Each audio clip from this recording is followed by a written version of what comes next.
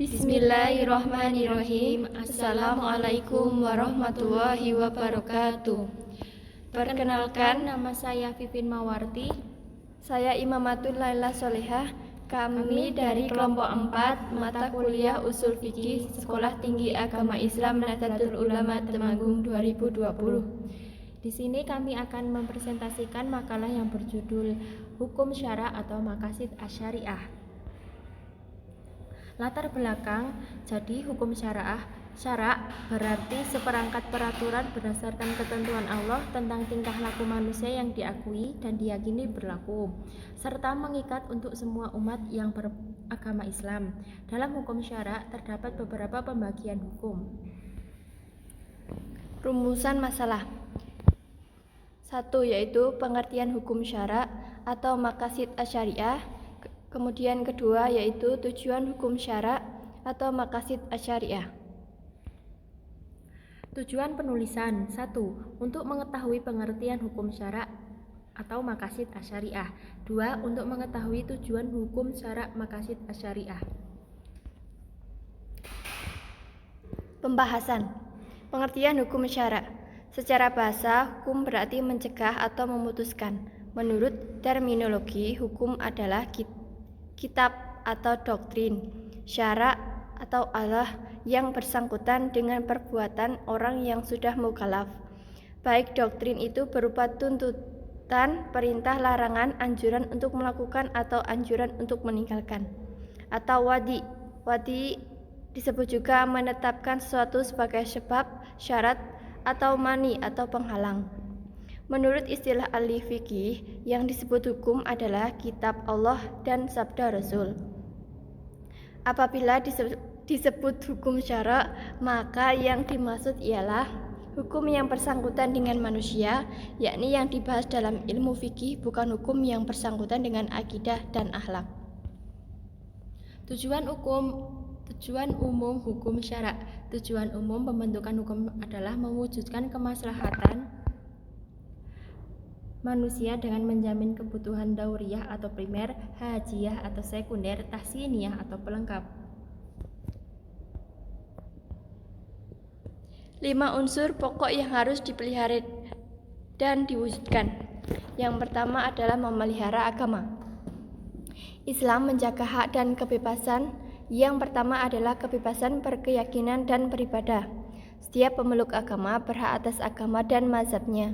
Ia tidak boleh dipaksa untuk meninggalkan menuju agama atau mazhab lain, juga tidak boleh ditekan untuk berpindah dari keyakinannya untuk masuk Islam. Memelihara jiwa ialah memelihara hak untuk hidup secara terhormat dan memelihara jiwa agar terhindar dari tindakan penganiayaan berupa pembunuhan, pemotongan anggota badan maupun tindakan melukai. Kemudian memelihara akal ialah terjaminnya akal pikiran dari kerusakan yang menyebabkan orang yang bersangkutan tidak berguna di tengah masyarakat, menjadi sumber kejahatan atau bahkan menjadi sampah masyarakat. Kemudian yang keempat yaitu memelihara harta dan benda.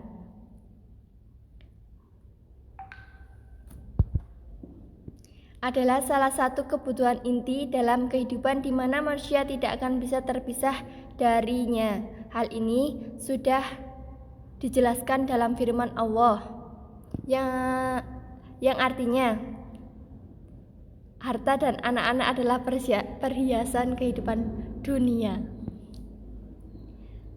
Yang kelima, memelihara kehormatan biologis. Di dalam menanggapi berbagai kebutuhan biologis ini, Islam mempunyai pandangan yang realistis.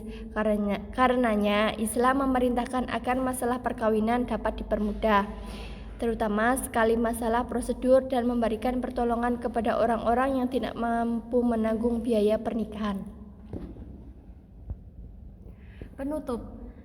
Kesimpulan. Jadi dapat disimpulkan dari makalah ini bahwa pengertian hukum syara adalah hukum yang bersangkutan dengan manusia, yakni yang dibahas dalam ilmu fikih, bukan hukum yang bersangkutan dengan akidah dan akhlak. Dan Tujuan umum pembentukan hukum syara adalah mewujudkan kemaslahatan manusia dengan menjamin kebutuhan dauriyah atau primer, hajiyah atau sekunder, tahsiniyah atau pelengkap. 5 unsur pokok yang harus dipelihara dan diwujudkan dalam tujuan hukum syara. 1. Memelihara agama. 2. Memelihara jiwa. 3. Memelihara akal. 4. Memelihara harta dan benda. 5. Memelihara kehormatan biologis. Saran. Semoga makalah ini dapat menambah sedikit ilmu kita tentang apa-apa saja hukum syara, dan semoga kita dapat mengambil manfaatnya.